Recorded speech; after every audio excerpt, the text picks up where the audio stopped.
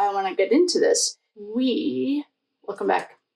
Okay, we are going to, hello, I'm Kate. Welcome. If you're new, welcome. If you're coming back, welcome back.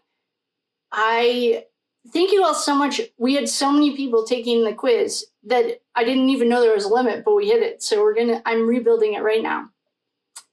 I also would like to start a book club. I want to do This Present Darkness. I love that Candace is doing Chaos. I would like to do This Present Darkness. That will explain the spiritual battle that we're in. I'll just tell you right now, we're not running around in little meat suits.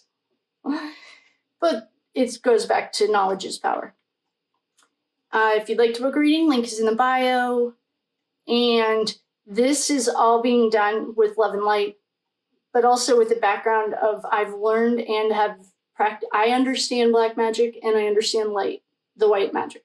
I have learned them both to a high degree of certainty. I'm a high priestess, so I had to do it right enough times. So this is not just some willy-nilly, I'm going to go do this. I mean, but if it's resonating with you, perhaps it's unlocking memories for you too. We're going to go through some of the souls that we met and what their story was.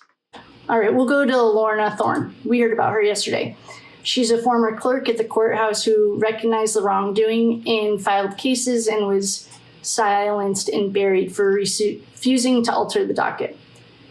Her name was likely concealed in court records. Her truth and release became a central focus. Oh, so she was the key to this ethereal map. Eliza, Lillian, and Edwin. These names suggested as a possibility for the spirits sealed beneath the stones. In the initial clearing ritual, indicating potentially forgotten or wronged individuals connected to the courthouse. There were lots of bodies literally sealed under the concrete, and there were lots of, what's it called? Renovations and tunnels. Oh, I should show you guys. I know there's at least one or two moms or people from there. It's the old high school. Maybe I'll show you guys okay, I'll not jump around. Then we had Justice Unseen. This was an alternative term to address this sealed spirit because a specific name didn't come to mind. It was more of an aura. This isn't the updated list. Silas was a gender-neutral soul, late teens, early 20s. He was placed in the attic and the rafters of the courthouse to observe and act as a seal against uncovering secrets. He was used in MK Ultra remote empathy testing, but rebelled due to, these are gender-neutral. Okay, sorry. They were used in MK Ultra remote empathy. Guys, one thing about gender neutral and the push for trans, that goes along with the Prince of this world. That's part of it. They're putting that in the consciousness. So anyway, they rebelled due to their conscience and now wish to become a guardian of the records. The courthouse, and this is the consciousness of the structure itself, built on sacred soil but turned to a place of punishment. It hid the truth and held names in its bones, waiting to be heard. It desired to be sealed in gold to hold the frequency of truth. This was the words that came through. I was built on sacred soil. I was meant to be a place of restoration, not punishment. They brought in pain. I had no choice, but I hid the truth. I held the names in my bones. I kept the story safe until someone could hear. The sentient energy of the building itself, which remembers her intended purpose of restoration, and this is what we talked about, RAPE, against your will, acknowledges being violated by the pain brought within the walls. It hid truths and now expresses gratitude for the cleansing, offering to hold the frequency of truth. Oh yeah, she's on board. The tree outside the courthouse. We just went through these yesterday, but a massive spiritual entity that grew on the site where the bodies were secretly buried. It holds the memory of those it cradled and acts as a conduit for their stories. The tree agrees to become a living monument for these released souls. The souls buried under the tree. This was Athena, a woman who buried a child. She says, I buried her with rosemary and a prayer. I said, may you rise when someone sees you, and now you do. She was seen. Marian is the child buried. So we had Athena was the mom, Marian was the child. The tree told me stories, and I heard them all. Now I want to be a story too. I love that. Ezekiel. He became a guardian spirit protecting truth seekers. He was a teenage male. He was 15 to 17 in the attic who was a threat to the system. He was not angry, but has been waiting. Ezekiel states, I saw what they did to the little ones, and I couldn't stop it then, but I can now. He wanted to stay and become a watcher. The souls beneath the street.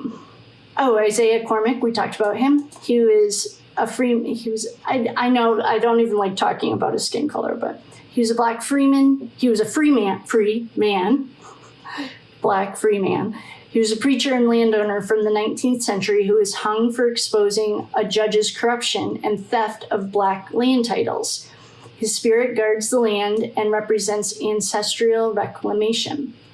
They tied me to a tree and made my congregation watch. I forgave them before I left my body, but I said this, one day someone will speak my name where they tried to erase it, and now you have.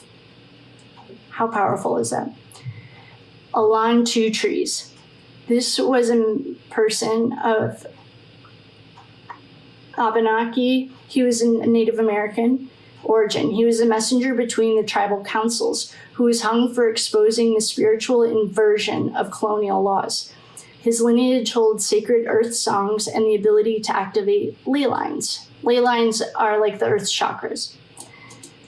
Cassian Rourke is a guardian of the strange and the sensitive, nearly hanged but survived and was erased from the records. I lived, but they made sure no one remembered. There's no birth certificate, no records, no school. I became the shadow on the stairs, the name that never made it into a file.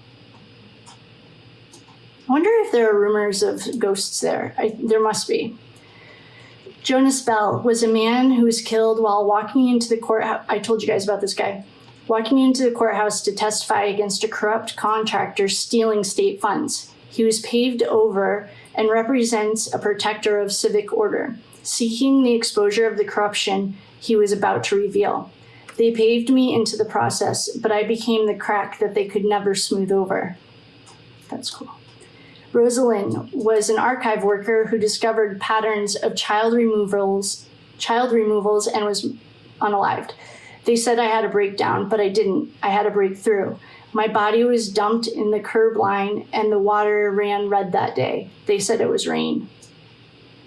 Ren was a spirit absorbed into the psychic smog, not buried. I left a note in a library book. It said, truth grows in the cracks. I want people to be able to find it. When I got this message, I thought of dandelions growing through the rocks. Frankie Dala, I don't know if the spellings are right, but it's Dala, I think. He was a janitor who documented wrongdoings and was killed and stuffed in a utility tunnel in 1933. They made a joke about it, and they called me the clog in the system, but I kept the records in my body, and now they're free. Mara Fields was possibly psychic. I think she was psychic. Drowned for echoing the cries of others. She was probably also a starseed, because starseeds are extra sensitive. I was hearing the cries and I echoed them. They didn't like that I said their names out loud, so they washed me down with the water. Then they thought that it would release me. Darcy Miles, part of the collective of shadows in transit. Samuel Priestley, chose to remain as a guardian. Let me keep the door open for the next one who feels erased. I will be here. That was The Souls Beneath the Street. Cassian Rourke survived a hanging and now acts as a guardian of the strange, sensitive, and shapeshifters. A non-binary individual, he wasn't a boy or a girl, who is seen as an outsider and a threat for knowing too much about the hidden abuses within the court system. Rosalyn was a watcher of Didn't I just go over Rosa? Let me just double check this. Yeah, we just did Rosa. I guess we'll just go through them again. There must be a reason. Rosalyn was a watcher of patterns, an archive worker in the courthouse basement who discovered the patterns of child removals and inconsistency in mental health commitments. She was unalived and her body was dumped near the curve, becoming a watcher of the patterns. Ren, we just talked about you.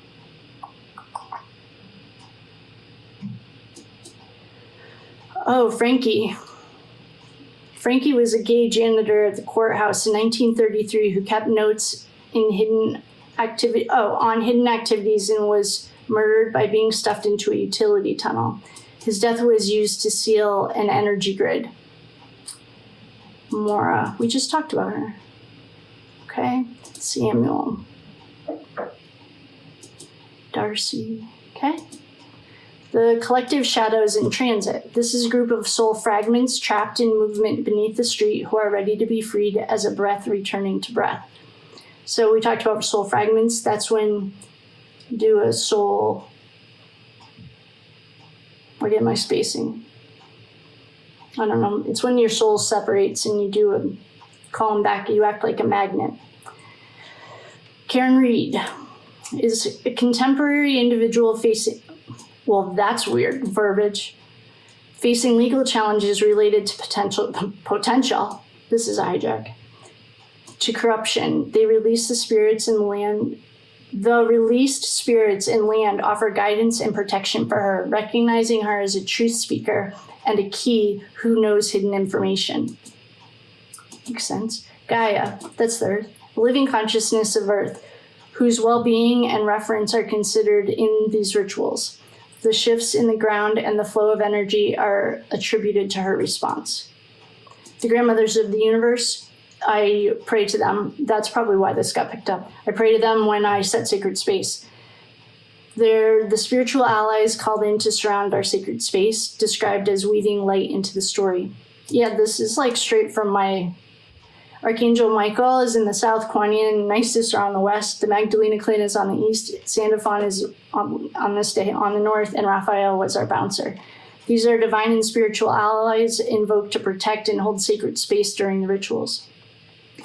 And then we go through the rituals for release and honoring. Oh, this is short. Okay. The specific rituals were conducted for the buried souls, invoking by speaking their names. We gave them their voice back. We spoke their name and now they have their voice back. Washing the burial site under the tree roots with golden white light, wrapping them in symbolic elements, rose, rosemary, and crystalline thread, and sending them to source if they wanted to go. The tree is blessed as a living monument to Athena and Marian. That's the mother and the daughter. A soul invitation is made for the street souls to come forward. A sacred circle was cast to honor Isaiah, Naomi, Milan, and Cassian as guardians of the elements in the land. And the street circle of watchers was created for Ren, Frankie, Maria, and Samuel, anchoring protection and remembrance. It's good. So with that, my loves, I'm going to really leave you now. Thanks for coming with me. It's fun. We have a lot to go through. If you guys like it, I'll keep doing it. Now that I've had a witness, then I feel like it was good. If you guys still want to see it, well, I'm just going to keep doing it. So if you'd like to see it, let me know. If you have any questions, let me know. And I love you.